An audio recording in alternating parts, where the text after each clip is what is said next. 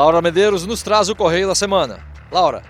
Olá, amigos do Curva do S, bem-vindos a mais um Correio da Semana. E a nossa pergunta de hoje vem de Curitiba, do James Ribeiro. E ele gostaria de saber por que nenhum programa de 2011 está no site ainda. Ele não conseguiu assistir nenhum no Speed e está ansioso para vê-los. Não sei, Roberto, não, por quê? Valeu o puxão de orelha. Daqui a pouquinho já vai estar no site os programas de 2011. E a nossa segunda pergunta é do Rodrigo Zanirati, de Porto Alegre. E ele gostaria de saber por que o Speed só fala de automobilismo americano, onde só fazem curva para a esquerda e não andam em dia de chuva. E fala o seguinte: viva a Fórmula 1, onde se encontram os melhores pilotos do mundo. E termina dizendo: chega de NASCAR no Speed Channel, por favor. Com a resposta, o advogado da NASCAR, Sérgio Lago. Bom, Roberto Figueiredo, na realidade, é advogado do Speed. Em primeiro lugar, Fórmula 1. O Speed não pode transmitir Fórmula 1. A Globo tem os direitos, a gente pode dizer isso, óbvio, e o Speed, nem nenhum outro canal que eu saiba pode transmitir, nem mesmo as imagens da corrida da Fórmula 1 que aconteceu no fim de semana anterior, botar 1 minuto, por exemplo, de notícia, ou colocar no Curva do S. A gente não pode usar a imagem da corrida, ponto. Não tem como fazer. Fórmula Indy é da Bandeirantes, basicamente o mesmo caso. Tirando isso, o Speed mostra a Fórmula 3 britânica, mostramos com atraso, mostramos a FIA GT, mostramos a DTM, tem outra emissora, creio que a Bandeirantes tem direitos para o Brasil ao vivo, mostramos com atraso, mas na prática das categorias, e evidentemente se eu contar aqui GP2 e GP3, que o Speed também não pode transmitir, porque pertence às empresas Globo, a NASCAR é a que dá maior audiência, essa é a realidade. Eu entendo que você não goste, eu ouço muita gente, inclusive gente de toda a América Latina, fala assim: latino-americano gosta de Fórmula e tal. É verdade, nós transmitimos ao vivo a World Series by Renault por 2, 3 anos e a audiência era infinitamente inferior à audiência da NASCAR. Então, não é que a gente seja contra transmitir, a gente transmite, a gente procura transmitir categorias de Fórmula, mas a NASCAR é preferida pela maior parte do público, tirando a Fórmula 1 e a GP2, GP3 e a Fórmula Indy, que eu já expliquei, a gente não pode transmitir. E agora uma pequena parte, a categoria não é de brasileiros ainda. Semana passada estrearam Nelson Piquet e Miguel Paludo, por enquanto 2 brasileiros, por enquanto, na NASCAR. Bom, e por hoje é só, e eu agradeço as perguntas do Rodrigo e do James, e eu aguardo novas perguntas pelo correio @curvados.com. Até semana que vem. Obrigado, Laura. Na semana que vem, a Sprint Cup vai estar em Phoenix. Sérgio, depois de 2,5 milhas de Daytona, um oval curto de Phoenix, bem complicado.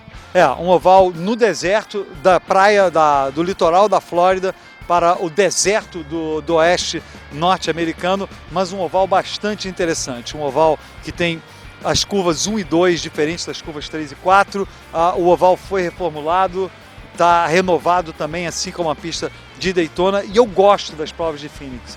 Tanto não tanto mas uma prova que as provas de lá são interessantes, eu acho pelo menos, que a penúltima prova da temporada tradicionalmente tem sido em Phoenix também, 2 provas por ano, e com toda essa mudança de calendário da NASCAR, tiraram uma prova da Califórnia, acho que tiraram a prova de Atlanta, Phoenix continua firme e forte com as 2 provas e ninguém reclamou. E uma prova importante, porque basicamente a temporada começa em Phoenix. Sim.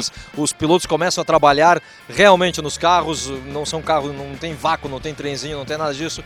E lembrando que vitórias são muito importantes para a classificação, portanto a temporada realmente começa no próximo domingo. E Phoenix também, Sérgio, vai ser o palco para a Truck Series, outra vez. Asfalto novo de Phoenix, pista completamente diferente, pista difícil, mas os brasileiros com chances, mais uma vez, de bons resultados. Nessa sexta-feira, a prova de Phoenix ao vivo no Speed, e é o que eu deixei de falar no primeiro segmento sobre os brasileiros, que eu até falei, Roberto, para mim, Daytona não diz nada, ótimo para o Paludo, pena para o Piquet, mas o que vai começar é agora, a partir de Phoenix, é para valer, e eu acho, já falei isso aqui antes e vou repetir, estou otimista em relação aos 2 brasileiros. Porque a equipe do Nelson Piquet é uma equipe A, ponto, na Truck Series. É uma equipe super de ponta. A equipe do Paludo é uma equipe de ponta. Não é super de ponta, mas está lá. É Toyota, tem o apoio da Toyota, é uma equipe bastante rápida também. E eu acho que os 2 têm condições de obter vários bons resultados. Eu tenho quase fé que estatisticamente teremos os 2, um dos 2 chegando entre os top 10, talvez top 5 durante quase todo o campeonato. Qual é a porcentagem da sua fé, Sérgio? É 35% de fé? Qual é? Você é o mestre das porcentagens. É uma fé que eu tenho 100%. Quase. 100%. Essa é muito boa, 100% de fé do Sérgio Lago. Esse fim de semana que passou, estivemos marcando a data dos 10 anos do falecimento de Dale Earnhardt. Depois dele, muito foi feito em relação à segurança. Miguel Paludo fala sobre a segurança da NASCAR. Vamos lá, começando pelo banco, é um banco super reforçado. Esse ano a NASCAR fez com que todos os times tivessem esse novo banco, tem esse selo SFI, que é o selo que a NASCAR aprova.